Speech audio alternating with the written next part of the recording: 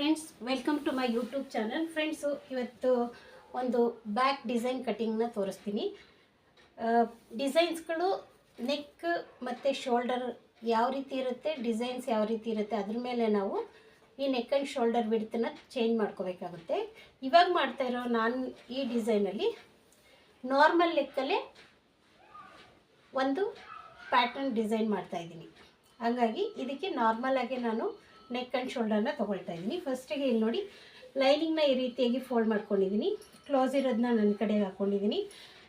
ಈ ರೀತಿ ಪೀಸ್ನ ಫಸ್ಟೇ ರೆಡಿ ಮಾಡಿ ಇಟ್ಕೊಂಡು ಇಲ್ಲಿ ಎಕ್ಸ್ಟ್ರಾ ಏನು ಬಂದಿದೆ ಅದನ್ನು ಮಾರ್ಕ್ ಮಾಡಿ ಇಟ್ಕೊಂಡಿದ್ದೀನಿ. ಇದು ಫುಲ್ಲು ವೇಸ್ಟ್ ಬಂದು 33 ಇದೆ. 33ನ ಟೇಪಲ್ಲಿ 4 ಭಾಗನ ಈ ರೀತಿಯಾಗಿ ಮಾಡ್ಕೊಳ್ಳಿ. ನೋಡಿ, ಈ ರೀತಿಯಾಗಿ ಫೋಲ್ಡ್ ಮಾಡಿಕೊಂಡ್ರೆ ನಿಮಗೆ 4 ಭಾಗ ಸಿಗುತ್ತೆ. ಈ ರೀತಿಯಾಗಿರುತ್ತೆ. 8 ಕಾಲು ಬರುತ್ತೆ. 8 ಕಾಲಿಗೆ ಒಂದು ಮಾರ್ಕ್ ಮಾಡ್ಕೊಳ್ಳಿ. ಮತ್ತು ಡಾಟ್ ಹಿಡಿತೀವಲ್ಲ, ಅದಕ್ಕೆ 1 ಇಂಚು ಎಕ್ಸ್ಟ್ರಾ 1.5 ಇಂಚು ಈ ರೀತಿಯಾಗಿ ನೀವು ಒಂದು ಫಸ್ಟು ವೇಸ್ಟ್ ಮಾರ್ಕ್ನ ಮಾಡ್ಕೊಳ್ಳಿ. ಬ್ಯಾಕ್ ಲೆಂತ್ ಬಂದು ಇದು 13 ಇದೆ. ಇಲ್ಲಿ ಅರ್ಧ ಇಂಚ್ ಆಲ್ರೆಡಿ ಬಿಟ್ಟಿರೋದ್ರಿಂದ ಮೇಲೆ ನಾವು ಈಗ 13 ಪ್ಲಸ್ ಅರ್ಧ ಇಂಚು 13.5 ಇಂಚಿಗೆ ನಾವು ಮಾರ್ಕ್ ಮಾಡ್ಕೋಬೇಕು. ಇಲ್ಲಿ ಸ್ವಲ್ಪ ಡಿಸೈನ್ ಮಾಡ್ತಾ ಇರೋದ್ರಿಂದ ನಾನು 14 ಇಂಚಿಗೆ ಮಾರ್ಕ್ ಮಾಡ್ಕೊಳ್ತಾ ಇದ್ದೀನಿ. ಯಾಕಂತ ಹೇಳಿದ್ರೆ ಬ್ಯಾಕ್ ಸ್ವಲ್ಪ ಡಿಸೈನ್ಸ್ ಇರೋದ್ರಿಂದ ನಮಗೆ ಅರ್ಧ ಇಂಚು ಎಕ್ಸ್ಟ್ರಾ ಬೇಕಾಗಿದೆ. ನೋಡಿ, ಅವ್ರು ಕೊಟ್ಟಿರೋ ಡಿಸೈನ್ಸು ಮೊಬೈಲಲ್ಲಿ ಈ ಥರ ಡ್ರಾಯಿಂಗ್ನ ಮಾಡ್ಕೊಂಡಿದ್ದೀನಿ. ಈ ಥರ ಡಿಸೈನ್ ಮಾಡುವಾಗ ಒಂದು ಅರ್ಧ ಇಂಚು ಅಥವಾ 1/4 ಇಂಚನ್ನ ನೀವು ಸ್ವಲ್ಪ ಎಕ್ಸ್ಟ್ರಾ ತೊಗೊಳ್ಳಿ. ಅವ್ರ ಬಾಡಿಗೆ ಅರ್ಧ ಇಂಚ್ ಬೇಕಾಗುತ್ತಾ ಅಥವಾ 1/4 ಇಂಚ್ ಬೇಕಾಗುತ್ತಾ ಅಂತ ಒಂದು ಸರಿ ನೋಡಿಕೊಂಡು ನೀವು ಈ ಡಿಸೈನ್ ಮಾರ್ಕಿಂಗ್ನ ಮಾಡ್ಕೋಬೇಕಾಗುತ್ತೆ. ಈ ಡಿಸೈನ್ ನಿಮಗೆ ಇಷ್ಟ ಆಗಿದರೆ ಪೂರ್ತಿ ವಿಡಿಯೋ ನೋಡಿ ಸಬ್ಸ್ಕ್ರೈಬ್ ಮಾಡ್ಕೊಳ್ಳಿ. ಮತ್ತು ನಾನು ವಿಡಿಯೋ ಹಾಕೋದನ್ನು ನೀವು ಫಸ್ಟೇ ನೋಡಬೇಕಂದ್ರೆ ಬೆಲ್ ಐಕಾನ್ನ ಪ್ರೆಸ್ ಮಾಡಿ. ಫ್ರೆಂಡ್ಸ್ ನೋಡಿ, ಈ ರೀತಿಯಾಗಿ ಮಾರ್ಕ್ ಮಾಡ್ಕೊಂಡಿದ್ವಿ. ಇಲ್ಲಿ ನಮಗೆ ಡೀಪ್ ಇವರು ಇದೇ ಬ್ಲೌಸ್ ಮೆಜರ್ಮೆಂಟ್ ಡೀಪೇ ಇರಬೇಕಂತ ಹೇಳಿರೋದ್ರಿಂದ ಕೆಳಗಡೆಯಿಂದ ಈ ಲೆಂತ್ಗೆ ನಾನು ಒಂದು ಮಾರ್ಕಿಂಗ್ನ ಮಾಡ್ಕೊಳ್ತಾ ಇದ್ದೀನಿ. ಇಲ್ಲಿ ನಾವು ಚೇಂಜ್ ಮಾಡುವಂಥದ್ದು ಏನಿರಲ್ಲ, ಆದರೆ ಅರ್ಧ ಇಂಚು ಲೆಂತ್ ತೊಗೊಂಡಿದ್ದೀನಲ್ಲ, ಅದಕ್ಕೆ ಈ ಮಾರ್ಕ್ನ ಮಾಡಿಕೊಂಡು ಇಲ್ಲಿಂದ ನಾನು ಈ ಆರ್ಮೋಲ್ದು ಸೈಡ್ದಿರುತ್ತಲ್ಲ, ಕೆಲವು ಕಸ್ಟಮರ್ಗೆ ಏನಾಗಿರುತ್ತೆ ಕರೆಕ್ಟಾಗಿ ಈ ಶೋಲ್ಡರು ಮತ್ತು ಆರ್ಮೋಲ್ಸ್ ಅನ್ನೋದು ಕರೆಕ್ಟಾಗಿರುತ್ತೆ. ಆವಾಗ ನಾವು ಯಾವುದೇ ರೀತಿಯಾದಂಥ ಫಾರ್ಮುಲಾ ಯೂಸ್ ಮಾಡೋಂಗಿಲ್ಲ. ಅಳತೆ ಬ್ಲೌಸಲ್ಲಿ ಏನಿರುತ್ತೆ ಅದನ್ನೇ ನಾವು ಫಾಲೋ ಮಾಡೋಣ. ಇವಾಗ ಇಲ್ಲಿಂದ ಎಷ್ಟಿದೆ ಅಂತ ಚೆಕ್ ಮಾಡ್ಕೊಳ್ಳಿ. 5.5ಗೆ 1 ಗೀಟ್ ಕಮ್ಮಿ ಇದೆ, ಅಷ್ಟಕ್ಕೆ ಒಂದು ಮಾರ್ಕ್ ಮಾಡ್ಕೊಳ್ಳೋಣ. ಫಸ್ಟು ಆರ್ಮೋಲ್ನ ಆಮೇಲೆ ಚೆಕ್ ಮಾಡ್ಕೊಳ್ಳೋಣ. ಇದು ಚೆಸ್ಟ್ ಮೆಜರ್ಮೆಂಟ್ ಬಂದು 9.5 ಇದೆ. ನಾವು ಒಂದು 9.5ಗೆ ಮಾರ್ಕ್ ಮಾಡ್ಕೊಳ್ಳೋಣ. ಫಸ್ಟಿಗೆ ಇಲ್ಲಿ ಒಂದು 9.5ಗೆ ಒಂದು ಮಾರ್ಕಿಂಗ್ನ ಮಾಡಿ ಇಟ್ಕೊಳ್ಳೋಣ. ನೆಕ್ಸ್ಟು ಇಲ್ಲಿ ನೆಕ್ಕು ಮಾರ್ಕಿಂಗು ಮತ್ತು ಡೀಪ್ ನೆಕ್ಕು ಇದ್ರ ಮೇಲೆ ನಾವು ನೆಕ್ ಬಿಡ್ತ್ ಅನ್ನೋದನ್ನ ತೊಗೋಬೇಕಾಗುತ್ತೆ.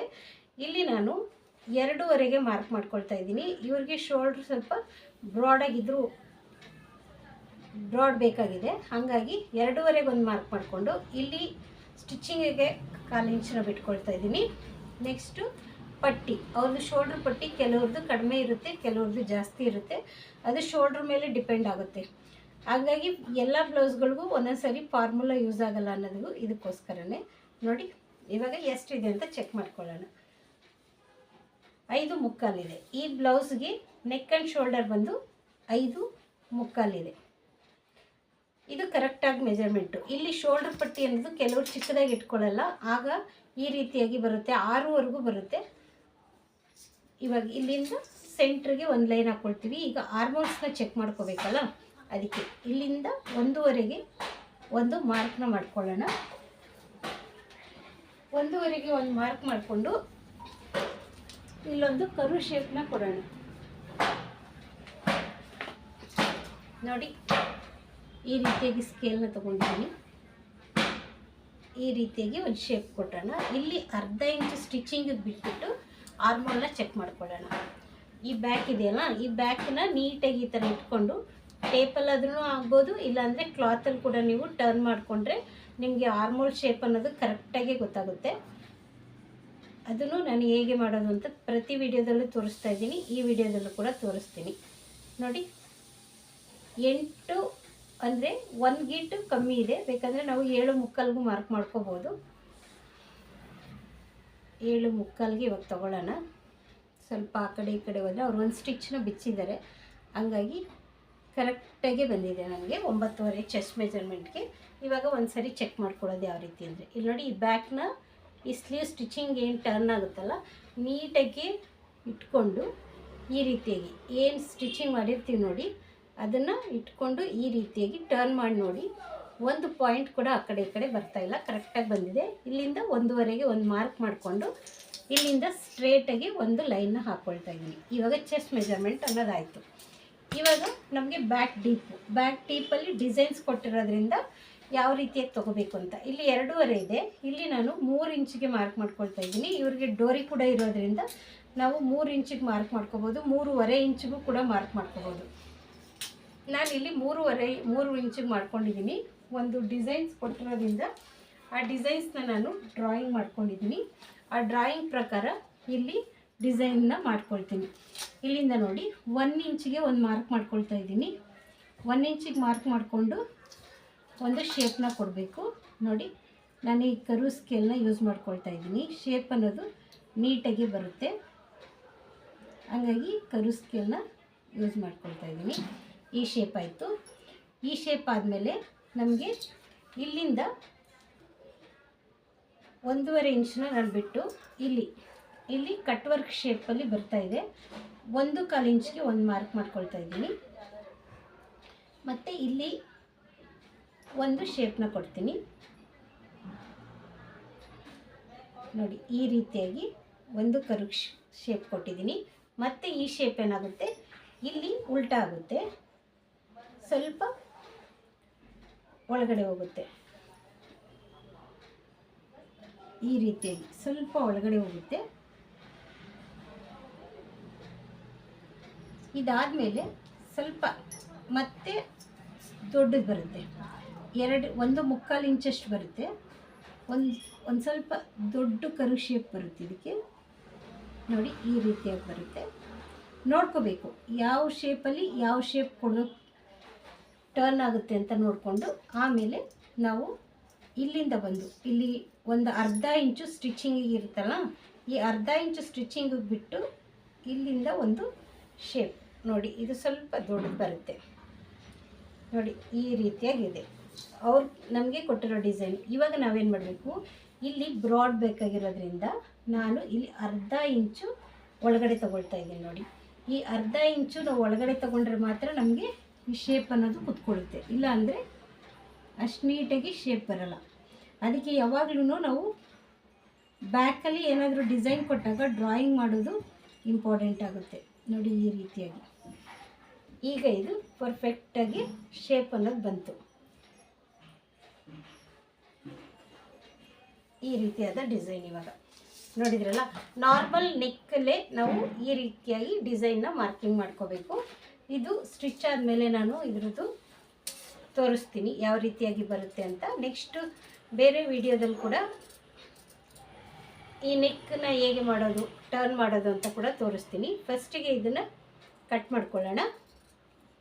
ಈಸಿಯಾಗಿರುತ್ತೆ. ಕೆಲವೊಂದು ಡಿಸೈನ್ಗಳಿಗೆ ಬೋಟ್ ನೆಕ್ ಸ್ಟೈಲಲ್ಲಿ ಕಟ್ಟಿಂಗ್ ಮಾಡಬೇಕಾಗುತ್ತೆ, ಕೆಲವೊಂದು ಡಿಸೈನ್ಗಳಿಗೆ ನಾರ್ಮಲ್ ನೆಕ್ ಇಟ್ಕೊಂಡೇ ನಾವು ಪ್ಯಾಟರ್ನ್ನ ರೆಡಿ ಮಾಡ್ಕೋಬೇಕಾಗುತ್ತೆ. ನೀವು ಇದನ್ನು ಫ್ಯೂಸಿಂಗಲ್ಲಿ ಕೂಡ ರೆಡಿ ಮಾಡಿಕೊಂಡು ಟರ್ನ್ ಮಾಡ್ಬೋದು, ಇಲ್ಲ ಕ್ಲಾತಲ್ಲಿ ನಮಗೆ ಕಷ್ಟ ಆಗುತ್ತೆ ಫ್ಯೂಸಿಂಗಲ್ಲಿ ಅಂತ ಹೇಳಿದ್ರೆ ನೀವು ಕ್ಲಾತಲ್ಲೂ ಕೂಡ ಈ ಡಿಸೈನ್ನ ಟರ್ನ್ ಮಾಡ್ಕೋಬೋದು. ಇವಾಗ ಇದನ್ನು ನಾನು ಕಟ್ ಮಾಡ್ತಾ ಇಲ್ಲ, ನೆಕ್ ಫ್ಯೂಸಿಂಗಲ್ಲಿ ಡಿಸೈನ್ ಮಾಡಿಕೊಂಡು ಸ್ಟಿಚ್ ಮಾಡ್ತೀನಿ, ಹಾಗಾಗಿ ಇದನ್ನು ಹಾಗೆ ಇಟ್ಕೊಂಡಿದ್ದೀನಿ. ಈಗ ಫ್ರಂಟ್ನ ಕಟಿಂಗ್ ಮಾಡ್ತೀನಿ. ನೋಡಿ ಫ್ರಂಟ್ ಇಲ್ಲಿ ನೋಡಿ, ಇಲ್ಲಿ ಬೆಲ್ಟ್ಗೆ ಎಷ್ಟು ಬೇಕಾಗುತ್ತೆ ಪೀಸು ಈ ರೀತಿಯಾಗಿ ನೋಡ್ಕೋಬೇಕು. ಈ ರೀತಿ ನೋಡಿಕೊಂಡು ಸ್ಟ್ರೇಟಾಗಿ ಪೀಸ್ನ ಕಟ್ ಮಾಡ್ಕೊಂಬಿಡಿ. ಇದಾದಮೇಲೆ ಈ ರೀತಿಯಾಗಿ ಇಟ್ಕೊಳ್ಳಿ. ಇಲ್ಲಿ ಕರಾ ಪೀಸ್ ಇರುತ್ತೆ, ನಮಗೆ ಈ ಕರಾ ಪೀಸ್ ಅನ್ನೋದು ಸ್ಟ್ರೈಟಾಗಿರಲ್ಲ, ಹಂಗಾಗಿ ಅದನ್ನು ಕೂಡ ನಾವು ಕಟ್ ಮಾಡ್ಕೋಬೇಕು. ಇಲ್ಲೊಂದು ಎಡ್ಜಿಗೆ ಒಂದು ಮಾರ್ಕ್ ಮಾಡ್ಕೊಳ್ತಾ ಇದ್ದೀನಿ. ಮತ್ತು ಇಲ್ಲಿ 1/4 ಇಂಚು ಎಕ್ಸ್ಟ್ರಾ ಕಾಜಾಪಟ್ಟಿ ಮತ್ತು ಉಕ್ಸ್ ಪಟ್ಟಿಗೆ ಕಂಪಲ್ಸರಿ ಬಿಟ್ಕೊಳ್ಳಿ. ಕೆಲವೊಬ್ಬರಿಗೆ ಮಾತ್ರ ಇದು ಬೇಕಾಗಲ್ಲ. ಆ ಬ್ಲೌಸ್ ಮೆಜರ್ಮೆಂಟ್ ಯಾವುದಿರುತ್ತೆ ಅನ್ನೋದನ್ನು ನೆಕ್ಸ್ಟ್ ವಿಡಿಯೋದಲ್ಲಿ ತೋರಿಸ್ತೀನಿ. ನೋಡಿ ಇಲ್ಲಿ ಸ್ಟ್ರೇಟಾಗಿರಬೇಕು, ಇಲ್ಲಾಂದರೆ ನೆಕ್ ಆ್ಯಂಡ್ ಶೋಲ್ಡರು ಕರೆಕ್ಟಾಗಿ ಕುತ್ಕೊಳ್ಳಲ್ಲ. ಇದಾದಮೇಲೆ ನಾನು ಇಲ್ಲಿ ಒಂದು ಮಾರ್ಕ್ ಮಾಡ್ಕೊಳ್ತಾ ಇದ್ದೀನಿ. ಇದೊಂದು ಮಾರ್ಕ್ ಮಾಡ್ಕೊಂಡಾದ್ಮೇಲೆ ಇಲ್ಲಿ ಆರ್ಮೋಲ್ ಏನಿರುತ್ತಲ್ಲ ಇದು ನಮಗೆ ಎಕ್ಸಾಕ್ಟ್ ಕರೆಕ್ಟಾಗಿ ಬಂದಿರೋದ್ರಿಂದ ಯಾವುದೇ ರೀತಿಯಾದಂಥ ಚೇಂಜಸ್ ಮಾಡಿಲ್ಲ. ಕೆಲವೊಬ್ಬರಿಗೆ ಇದನ್ನು ಚೇಂಜಸ್ ಮಾಡಬೇಕಾಗುತ್ತೆ. ಹೆಚ್ಚು ಕಡಿಮೆ ಆರ್ಮೋಲ್ಸ್ ಬಂದಾಗ ಚೆಸ್ಟ್ ಮೆಜರ್ಮೆಂಟಿಗೆ ಕೆಲವೊಂದು ಸರಿ ಕುತ್ಕೊಳ್ಳಲ್ಲ. ಆ ಥರದ್ದು ಬ್ಲೌಸ್ಗಳು ಬಂದಾಗ ನಾನು ತೋರಿಸ್ತೀನಿ ಯಾವ ರೀತಿಯಾಗಿ ಕಟಿಂಗ್ ಮಾಡಬೇಕು ಅಂತ. ನೋಡಿ ಈ ರೀತಿಯಾಗಿ ಸ್ಟ್ರೇಟಾಗಿ ಬ್ಯಾಕು ಸ್ವಲ್ಪ ಕ್ರಾಸ್ ಆಗಿರೋದ್ರಿಂದ ಫ್ರಂಟನ್ನ ಸ್ಟ್ರೇಟಾಗಿ ಮಾರ್ಕ್ ಮಾಡ್ಕೋಬೇಕು. ಇದಾದಮೇಲೆ ನಮಗೆ ಇದನ್ನು ಬ್ಯಾಕ್ನ ತೆಗೆದ್ಬಿಟ್ಟು ಈಗ ಫ್ರಂಟ್ನ ಹೇಗೆ ಕಟಿಂಗ್ ಮಾಡೋದು ಅಂತ ತೋರಿಸ್ತೀನಿ. ಫ್ರಂಟು ಕೆಲವ್ರಿಗೆ ಬೇರೆ ಬೇರೆ ರೀತಿಯಾದಂಥ ಮೆಜರ್ಮೆಂಟ್ ಇರುತ್ತೆ. ಅಪ್ಪರ್ ಚೆಸ್ಟು, ಮಿಡಲ್ ಚೆಸ್ಟು ಅದ್ರ ಮೇಲೆ ಡಿಪೆಂಡ್ ಆಗ್ತಾ ಹೋಗುತ್ತೆ. ಚೆಸ್ಟು ಲೆಂತು, ಡಾಟ್ ಲೆಂತು ಎಲ್ಲ ಚೇಂಜಸ್ ಬರುತ್ತೆ. ಎಲ್ಲ ಬ್ಲೌಸ್ ಮೆಜರ್ಮೆಂಟ್ ಅವ್ರಿಗೂ ಒಂದೇ ರೀತಿಯಾದಂಥ ಚೆಸ್ಟ್ ಮೆಜರ್ಮೆಂಟ್ ಬರಲ್ಲ. ಇಲ್ಲಿ ಅರ್ಧ ಇಂಚಿಗೆ ನಾನು ಮಾರ್ಕ್ನ ಮಾಡ್ಕೊಳ್ತಾ ಇದ್ದೀನಿ. ಇದಾದಮೇಲೆ ಇಲ್ಲಿ ಸ್ಟಿಚಿಂಗಿಗೆ ಅರ್ಧ ಇಂಚು ಕಂಪಲ್ಸರಿ ನಾನು ಇಲ್ಲಿ ಮಾರ್ಕ್ ಮಾಡ್ಕೊಳ್ತೀನಿ. ಇಲ್ಲಿ ಮೇಲೆ ಏನು ನೆಕ್ಕದು ಇದು ಓಪನಿಂಗ್ ತೊಗೊಂಡಿರ್ತೀವಲ್ಲ ಅದು 2.5 ಇಂಚ್ ಇರೋದ್ರಿಂದ ಸ್ಟ್ರೇಟಾಗಿ ಒಂದು ಲೈನ್ನ ಹಾಕ್ಕೊಳ್ತಾ ಇದ್ದೀನಿ. ಸ್ಟ್ರೇಟ್ ಒಂದು ಲೈನ್ ಹಾಕ್ಕೊಳ್ತಾ ಇದ್ದೀನಿ. ಇದಾದಮೇಲೆ ನೋಡಿ ಈ ರೀತಿ ಇಟ್ಕೊಂಡು ನೀವು ಸ್ಟ್ರೇಟಾಗಿ ಈ ರೀತಿ ಇಟ್ಕೊಂಡು 2 ರೀತಿಯಲ್ಲಾಗಿ ನೆಕ್ಕನ್ನ ಡೀಪ್ನ ತೊಗೋಬೋದು. ನೋಡಿ ಈ ರೀತಿಯಾಗಿ ಇಲ್ಲಿ 7.75 ಬಂದಿದೆ. ಒಂದು ಸರಿ ನಾನು ಈ ಕ್ರಾಸಾಗಿ 7.75ಗೆ ಇಲ್ಲೊಂದು ಮಾರ್ಕ್ ಮಾಡ್ತೀನಿ. ಮತ್ತು ಈ ಫ್ರಂಟ್ ಇರುತ್ತಲ್ಲ ಈ ಫ್ರಂಟ್ನ ಈ ರೀತಿಯಾಗಿ ಚೆಕ್ ಮಾಡ್ಕೊಳ್ತೀನಿ. ನಾವು ಮಾರ್ಕ್ ಮಾಡ್ಕೊಂಡಿರೋದು ಕರೆಕ್ಟಾಗಿದೆಯಾ ಅಂತ. ಇದು ನಮಗೆ ರೆಡಿ ಬಂದಾಗ ಕರೆಕ್ಟಾಗಿ ಬರುತ್ತೆ. ನೋಡಿ ಇದು ರೆಡಿ ಇದ್ದಾಗ ನಮಗೆ ಕರೆಕ್ಟಾಗಿ ಬರುತ್ತೆ. ಇಲ್ಲಿ ಅರ್ಧ ಇಂಚು ಸ್ಟಿಚಿಂಗಿಗೆ ಹೋದರೆ ಇಲ್ಲಿ ಅರ್ಧ ಇಂಚು ಸ್ಟಿಚಿಂಗಿಗೆ ಬಂದರೆ ಕರೆಕ್ಟಾಗಿ ಬರುತ್ತೆ. ಒಂದು ಸರಿ ಚೆಕ್ ಮಾಡ್ಕೊಳ್ಳಿ. 6.75 ಇದೆ, ಕರೆಕ್ಟಾಗಿದೆ. 6.75ಗೆ ಒಂದು ಸ್ಟ್ರೇಟ್ ಲೈನ್ನ ಹಾಕ್ಕೊಳ್ತಾ ಇದ್ದೀನಿ. ಮತ್ತು ಇಲ್ಲೊಂದು ಶೇಪ್ನ ಕೊಟ್ಟು ಕಟಿಂಗ್ ಮಾಡ್ಕೊಂಡ್ಬಿಡ್ತೀನಿ. ಫ್ರಂಟಲ್ಲಿ ಯಾವುದೇ ರೀತಿಯಾದಂಥ ಚೇಂಜಸ್ ಇರೋಲ್ಲ. ಆದರೆ ಕೆಲವರಿಗೆ 7.5 8ವರೆಗೂ ನಾವು ಡೀಪ್ ಕೊಡ್ಬೋದು. ಅದು ಮೆಜರ್ಮೆಂಟ್ ಮೇಲೆ ಡಿಪೆಂಡ್ ಆಗುತ್ತೆ. ಎಲ್ಲರಿಗೂ ಇದು ಒಂದೇ ರೀತಿಯಾಗಿ ಬರಲ್ಲ. ಈ ರೀತಿಯಾಗಿ ಕರ ಪೀಸನ್ನೆಲ್ಲ ಕಟ್ ಮಾಡ್ಕೊಳ್ಳಿ, ಕನ್ಫ್ಯೂಸ್ ಆಗಲ್ಲ ಫ್ರಂಟ್ ಮಾರ್ಕಿಂಗ್ ಮಾಡ್ಕೊಳ್ಳುವಾಗ. ಇವಾಗ ನಾನು ಇದರಲ್ಲಿ ಬ್ಲೌಸು ಮೆಜರ್ಮೆಂಟಲ್ಲಿ ಏನಿರುತ್ತೆ ಡಾಟ್ ಮೆಜರ್ಮೆಂಟು ಅದನ್ನೇ ತೊಗೊಳ್ತಾ ಇದ್ದೀನಿ. ನೋಡಿ ಇಲ್ಲಿ ರೆಡಿ ಇರುತ್ತೆ. ಆ ರೆಡಿಯಿಂದ ಈ ಡಾಟ್ ಸೆಂಟ್ರ್ ಡಾಟ್ ಇರುತ್ತಲ್ಲ ಅಲ್ಲಿಗೆ ಒಂದು ಮಾರ್ಕಿಂಗ್ನ ಮಾಡ್ಕೊಳ್ತಾ ಇದ್ದೀನಿ. ಮತ್ತು ಈ ಡಾಟ್ ಏನಿದೆಯಲ್ಲ ಈ ಡಾಟಿಂದ ಈ ಡಾಟಿಗೆ ಎಷ್ಟಿದೆ ಅಂತ ಮಾರ್ಕ್ ಮಾಡ್ಕೊಳ್ತಾ ಇದ್ದೀನಿ ಸ್ಟಿಚಿಂಗು ಸೇರಿಸಿ. ಮತ್ತು ಇಲ್ಲಿ ಎಷ್ಟು ಡಾಟ್ ಹಿಡ್ದಿದ್ದಾರೆ ಅಂತ ನಾವು ಒಂದು ಸರಿ ನೋಡ್ಕೋಬೇಕು. ನೋಡಿ ಈ ರೀತಿಯಾಗಿ ನೋಡಿಕೊಂಡ್ರೆ 1 ಕಾಲಿದೆ, 1 ಕಾಲು. ಇಲ್ಲಿಂದ ನಾನು ನೋಡಿ ಇದನ್ನು 3.75ಗೆ ಒಂದು ಸ್ಟ್ರೇಟ್ ಲೈನ ಹಾಕ್ಕೋಬೋದು ನೀವು.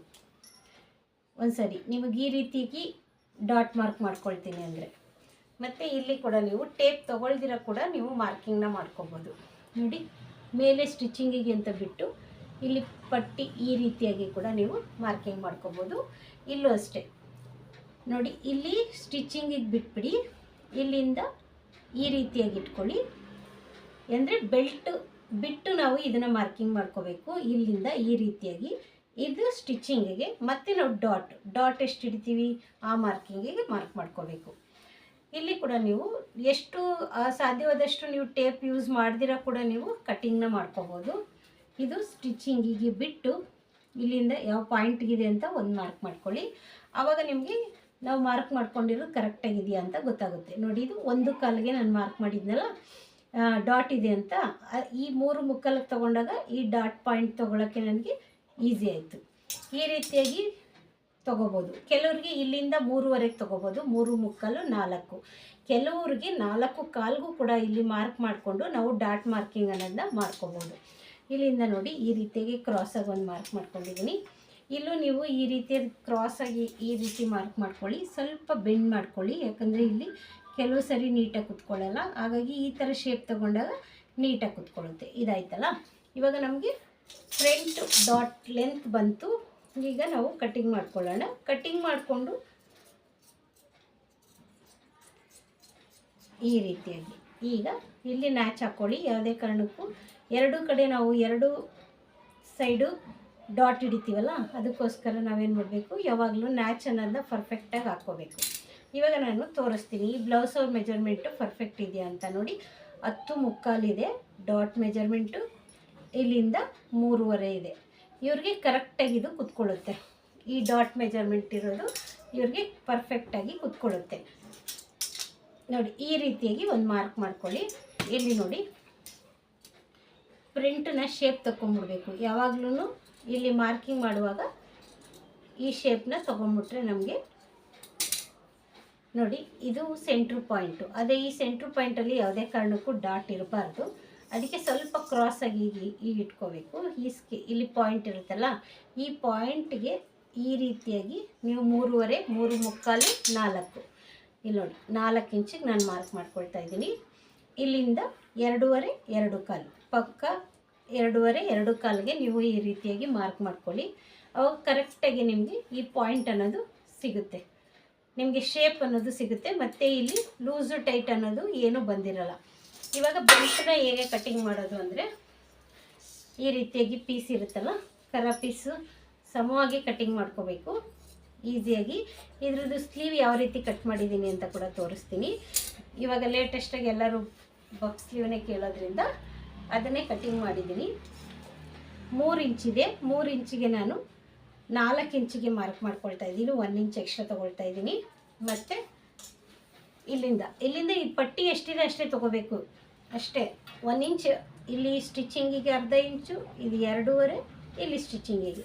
ಈ ಮೆಥಡಲ್ಲಿ ಫಾಲೋ ಮಾಡಿದ್ರೆ ನಮಗೆ ಬೆಲ್ಟ್ ಅನ್ನೋದು ಕೂಡ ನೀಟಾಗಿ ಬರುತ್ತೆ. ನಾವು ಎಲ್ಲಿ ಈ ಶೇಪ್ನ ಡೌನ್ ಮಾಡ್ಕೋಬೇಕು ಅಂದರೆ, ನಾವೇನು 3.25ಗೆ ಹಿಂಗೆ ಮಾರ್ಕ್ ಮಾಡ್ಕೊಂಡಿರ್ತೀವಿ ನೋಡಿ, ಕ್ರಾಸ್ ಬೆಲ್ಟ್ದು ಸೆಂಟ್ರ್ ಡಾಟು, ಆ ಇದರಲ್ಲಿ ಶೇಪ್ ಬಂದರೆ ಸಾಕು ನಮಗೆ. ಅಲ್ಲಿಂದ ನಮಗೆ ನೀಟಾಗಿ ಬೆಲ್ಟ್ ಕುತ್ಕೊಂಡ್ಬಿಡುತ್ತೆ. ಯಾವುದೇ ರೀತಿಯಾಗಿ ಅಪ್ ಆ್ಯಂಡ್ ಡೌನ್ಸ್ ಅನ್ನೋದು ಬರಲ್ಲ. ಇಲ್ಲಿ ಸ್ವಲ್ಪ ಫ್ರಂಟಲ್ಲಿ ನೀವು ಸ್ವಲ್ಪ ಕ್ರಾಸ್ ಕಟ್ ಮಾಡ್ಕೊಳ್ಳಿ. ನೀಟಾಗಿ ಬೆಲ್ಟ್ ಅಟ್ಯಾಚ್ ಮಾಡಿದಾಗ ನೀಟಾಗಿ ಕುತ್ಕೊಳ್ಳುತ್ತೆ. ಇವಾಗ ಫ್ರಂಟು ಪರ್ಫೆಕ್ಟಾಗಿ ಕಟ್ಟಿಂಗ್ ಆಯಿತು. ಯಾಕಂದರೆ ಆರ್ಮೋಲ್ ಕರೆಕ್ಟಾಗಿ ಬಂದಿರೋದ್ರಿಂದ, ಬ್ಯಾಕ್ ಆರ್ಮೋಲ್ ಕರೆಕ್ಟಾಗಿ ಬಂದಿರೋದ್ರಿಂದ ನಮಗೆ ಯಾವುದೇ ರೀತಿಯಾಗಿ ಫ್ರಂಟಲ್ಲೂ ಪ್ರಾಬ್ಲಮ್ ಆಗಲ್ಲ. ಇದು ನೋಡಿ ಬಬ್ ಸ್ಲೀವು 9.25 ಲೆಂತ್ ಇದೆ, ಎಲ್ಬೋ ಸ್ಲೀವು. ಅಲ್ಲಿಂದ ನಾನು 3 ಇಂಚಿಗೆ ಮಾರ್ಕ್ ಮಾಡಿಕೊಂಡು ಈ ಶೇಪ್ನ ಕೊಟ್ಕೊಂಡಿದ್ದೀನಿ. ಇಲ್ಲಿ ನೋಡಿ, ನಿಮಗೆ ಕರೆಕ್ಟಾಗಿ ಇನ್ನೂ ಪರ್ಫೆಕ್ಟಾಗಿ ಬರಬೇಕು ಅಂತ ಹೇಳಿದ್ರೆ ಫ್ರಂಟ್ ಶೇಪ್ನ ಒಂದು ಸ್ವಲ್ಪ ಶೇಪ್ ತೆಗೀರಿ, ಜಾಸ್ತಿ ಶೇಪ್ ತೆಗಿಯೋಕ್ಕೆ ಹೋಗಬೇಡಿ. ಯಾಕಂದರೆ ಜಾಸ್ತಿ ಇದರಲ್ಲಿ ಶೇಪ್ ತೆಗೆದ್ರೆ ಆರ್ಮೋಲ್ ಇರುತ್ತಲ್ಲ, ಇಲ್ಲಿ ಫ್ರಂಟ್ ಶೇಪಲ್ಲಿ ಹಿಂಗೆ ಎಳ್ದಂಗೆ ಆಗುತ್ತೆ, ನೀಟಾಗಿ ಕುತ್ಕೊಳ್ಳಲ್ಲ. ಹಂಗಾಗಿ ನಾರ್ಮಲ್ ಬ್ಲೌಸು ತೆಗಿಯೋದಕ್ಕಿಂತ ಸ್ವಲ್ಪ ಲೈಟಾಗಿ ಶೇಪ್ನ ತೊಗೋಬೇಕು. ಯಾಕಂದರೆ ಫಿಲ್ಟ್ ಇರುತ್ತಲ್ಲ, ಆಲ್ಮೋಸ್ಟ್ ಚೆನ್ನಾಗಿ ಕುತ್ಕೊಂಡಿರುತ್ತೆ. ಹಾಗಾಗಿ ಸ್ವಲ್ಪ ಲೈಟಾಗಿ ಶೇಪ್ ತೆಗೆದ್ರೆ ಇನ್ನೂ ಪರ್ಫೆಕ್ಟಾಗಿ ಫ್ರಂಟ್ ಶೇಪ್ ಅನ್ನೋದು ನೀಟಾಗಿ ಕುತ್ಕೊಂಡಿರುತ್ತೆ. ಈ ನೆಕ್ ಪಾಯಿಂಟು ನಾವು ಫಸ್ಟಿಗಾದರೂ ಕಟ್ಟಿಂಗ್ ಮಾಡ್ಕೋಬೋದು, ಇಲ್ಲಾಂದರೆ ನೆಕ್ ಪ್ಯೂಸಿಂಗಲ್ಲಾದರೂ ಕಟ್ಟಿಂಗ್ ಮಾಡ್ಕೋಬೋದು. ಇದು ನೆಕ್ಸ್ಟ್ ವಿಡಿಯೋ ಮಾಡುವಾಗ ಇದನ್ನು ತೋರಿಸ್ತೀನಿ, ಯಾವ ರೀತಿಯಾಗಿ ಇದನ್ನು ಶೇಪ್ ತೆಗೆದಿದ್ದೀನಿ ಅಂತ. ಫ್ರೆಂಡ್ಸ್, ಈ ವಿಡಿಯೋ ನಿಮಗೆ ಇಷ್ಟ ಆಗಿದೆ ಅಂತ ಅಂದ್ಕೊಳ್ತೀನಿ ಫ್ರೆಂಡ್ಸ್. Thank you.